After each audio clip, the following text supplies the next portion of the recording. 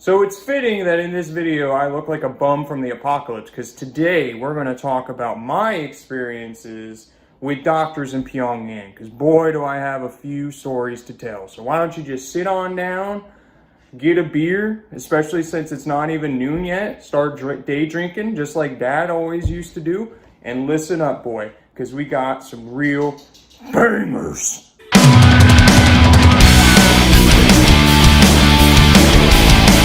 So the first story that I got for you today comes from all the way back when I was 19 years old. That's right. 5 years ago. Imagine life 5 years ago. It's hard to imagine what life was like 1 year ago because of this goddamn pandemic, which has been really great for Daddy. That's why he looks so aged and like a bum, because working retail pharmacy during a pandemic doesn't make for a good time. But anyway, this story comes from when I was 19 years old, and the issue was I had an ingrown toenail. So I went to the doctor for this ingrown toenail, and for whatever reason, I have white coat syndrome, which, if you don't know what that is, it's a great disorder in which you get high levels of anxiety every time you go to a doctor's office. So checking your blood pressure in a doctor's office makes for a really good time when you got white coat syndrome. So go there.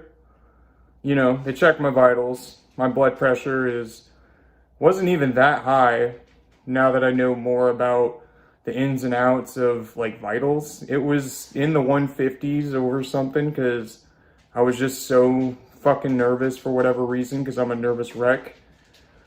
And anyway, so they told me that my blood pressure is high, and I was like, okay. And all of a sudden the doctor comes in. And she is freaking the fuck out. We're talking like a teenage girl freaking out back in 2008 over when High School Musical came out. That level of freak out. She's like, oh my God, oh my God, oh my God. Your blood pressure is so high. We got to run all these tests on you right now. I'm like, whoa. I just get nervous when I am at the doctor's office. She's like, no. This can't be anxiety. This can't be anxiety. Your blood pressure is way too high. You're going to have a heart attack. I'm like, so now this is great hearing this because, you know, I'm already anxious over being in the doctor's office for a stupid ingrown toenail. Now she's telling me that I could have a heart attack. So this is a really good day. So she wouldn't even agree to see me until I got all these tests taken, and it came to find out that I was perfectly fine. It was just like I said, I have high levels of anxiety. So that took about 2 hours. 2 hours of just running tests. Just running tests.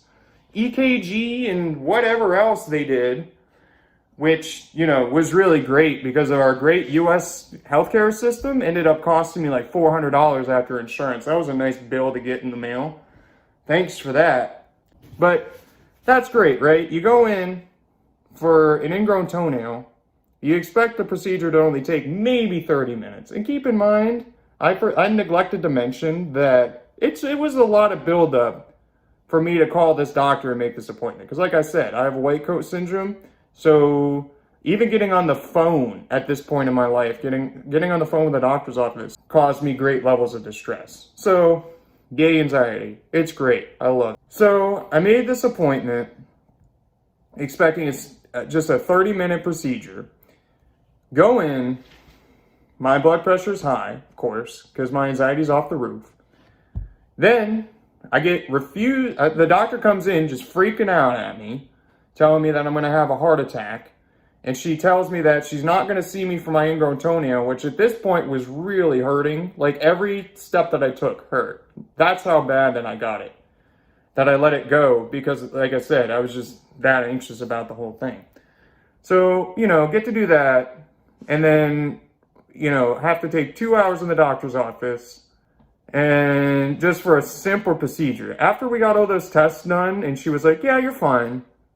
It literally took her 5 minutes to just fix my ingrown toenail and give me antibiotics. Life is good. So the next story that I got for you is, again, it involves, again, an ingrown toenail because I got the best luck with those. So this appointment, I made it for the week, during the week. So I just get this appointment out of the way, and then I go to work, and it's whatever. That way I don't ruin a weekend day.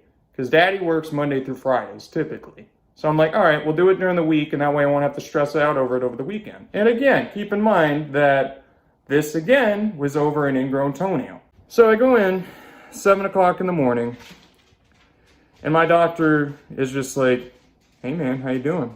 I'm like, doing all right? How you doing?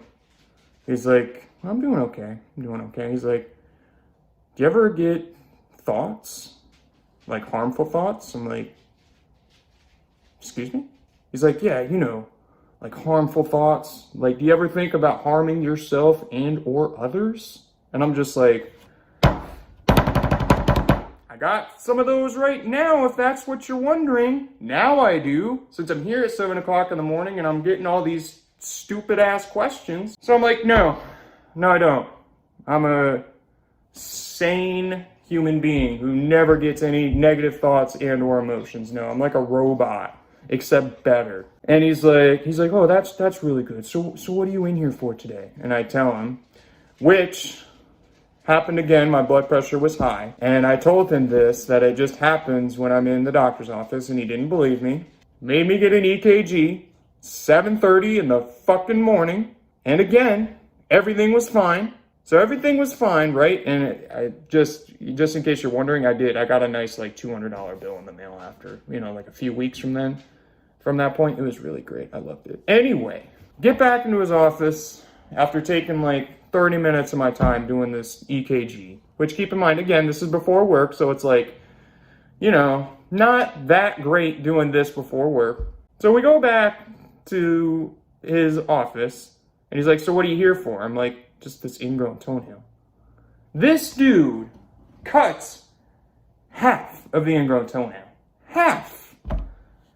And then he gets halfway done. He's like, yeah, this should be fine. You can finish the rest of this at home. So that's cool. He gets paid his full doctor's fee for only doing half the work. That would be great if, the rest of us could just go into work, do half of our job, and get paid the full amount for it. That'd be cool, right? Yeah. So, the next story that I got for you involves yet again, an ingrown toenail. A 3 for McDeefer for you today. Just for you, because I like you a lot. Don't you dare tell anyone. So, this, again, involved an ingrown toenail. And, again, I let it get to a point in which it was bad. Like, it hurt every time that I walked, because I let it get so bad. Because, again, my irrational fear of doctors, which I've gotten better on. But that is a story for another time. That'll probably be part 2. My experiences with Pyongyang doctors. So anyway, go in. What ends up happening is, so I worked all day, just a normal 8-hour shift. And like I said, toe was hurting every time I walked. And I was like, well, it's probably going to get infected if I don't go to the doctor soon, so I need to just get this over and done with. Just man up and do it. Just do it. So, go into an urgent care about 8 o'clock at night, because I got off at 7 and I debated with myself what I was going to do. Go there at 8, they close at 9. I must have had the oldest doctor in Pyongyang. This dude looked as old as my great-grandfather did when he was still alive. This man right here. Luckily, this story isn't good because I had to get an EKG for no reason. No, but we'll get to why this story is so special. So we'll go in. Now keep in mind, I'm exhausted. Just worked all day. Work in retail pharmacy, dealing with just the joyous public is awesome. Every day, it's great. Anyway, so, go in there, tired from the day. I didn't eat, so I'm hungry. Nervous. I got anxiety because it's the doctor's office and I have white coat syndrome, as previously mentioned. Go in. My vitals weren't too bad. Which, by the way, for anyone about well, maybe if your vitals are bad because you got something wrong with you. No, I checked my blood pressure at home and it's normal every time. But, anyway, so we checked that. Everything's all gravy. All of a sudden, I see, he's like, oh, the doctor will be in a minute for you. I'm like, oh, thanks, bud, appreciate it. So, Doctor comes in. This dude just looks like older than dirt. I think he is actually older than dirt. I know he looked older than Betty White, that's for sure. So comes in and he's like, yeah, your toe looks pretty bad. I'm like, thanks, Chief. Could have told you that one by myself without any medical knowledge, but thanks, I appreciate that. You're gonna charge me $50 for that? So he's like, yep. I'm gonna have to get in there and remove part of the ingrown toenail. I'm like, oh, that sounds like a fun time. He's like, yeah. He's like, don't worry though. I'm gonna put some lidocaine in. I'm gonna inject you with some lidocaine so it won't hurt. It'll numb the area. I'm like, woo, sweet drugs. So I'm like, all right, cool. So he's like, I'll be right back. Minute goes by, dude comes back. You know, he's hobbling, just hobbling. Dude probably should have had a cane, but you know, that's okay. Grampy doctor comes back, you know, looking like he's been a doctor since the Civil War. Probably was a medic in the Civil War. But anyway, comes back. He's like, all right, I got to inject you with lidocaine. I'm like, oh, okay, cool. This dude, I'm talking like, when I say his hands were shaking, I'm talking like they were shaking like just dancers at a rave club, boy. I'm talking like they were just flopping like a fish. Now, he was flopping like a fish with a needle in his hand full of lidocaine. So, he's just like, okay, you ready? You ready? And I'm looking at him like, I guess. I mean, you know, whatever. This is the day. This is the day I had, so sure. So dude comes at me with this, right? So I'm surprised he didn't. He missed the first time. He missed. So, you know, he didn't miss the second time. 1 out of 2 is not bad. 50% accuracy when you're trying to inject somebody with a medication. That's not bad. Not bad. Let's be real here. 50-50, not bad. So just, you know, missed it the first time. Oh, whoops. All right. So then he, you know, it's like reloading a gun. Whoop, miss. So we'll just, so then he goes again, gets me, but like he's still shaking.